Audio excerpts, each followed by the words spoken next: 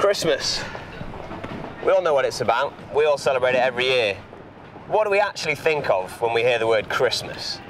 Boring. Shopping. Mariah Carey. Santa Claus. We love Santa Claus. People think all kinds of stuff about Christmas, but people don't necessarily seem to associate it that closely with the Christmas story and the whole Christianity thing. Is that all still relevant? We talked to noted classicist and historian Paul Barnett. Jesus was born during the last days of Herod the king, also known as Herod the Great. People at that time, when they picked up, shall we say, Luke's Gospel, would say, oh, this is history. Flesh. It's not a very nice word. We can all remember when we were kids and you used to fall over in the playground and you'd graze your hand and the flesh would be so fragile and it'd be bloody and weak and exposed.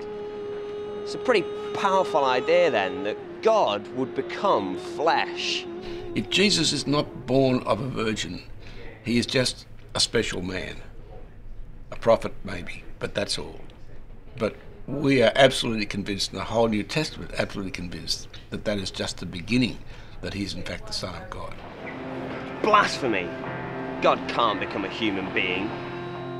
But it's not blasphemous. It's brilliant. God became one of us. The whole point of God being born as a man is to remove all the guesswork, all the uncertainty. Verse 14 of John 1 says, "The Word has become flesh and made his dwelling among us." That means that someone as supremely powerful as God has taken the initiative to come and get to know us. That's Christmas. I didn't really give it much thought. Yeah, but no, that's definitely changed now I've become a Christian. Now I understand why we're celebrating Christmas. Now I understand who Jesus is and why he came. And God's provided this solution for, a way to... He can see that the world's in a mess and that there's this huge problem of sin, and, he's provided a way out, and he's given his son to solve this problem, and for us to be we can be in a relationship with God. So the question is, what are you going to think about Christmas this year? We'd really encourage you to investigate it further.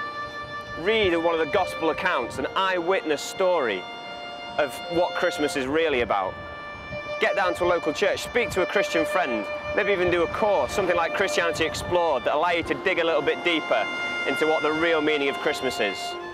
But whatever you do, don't just settle for how you thought about Christmas before.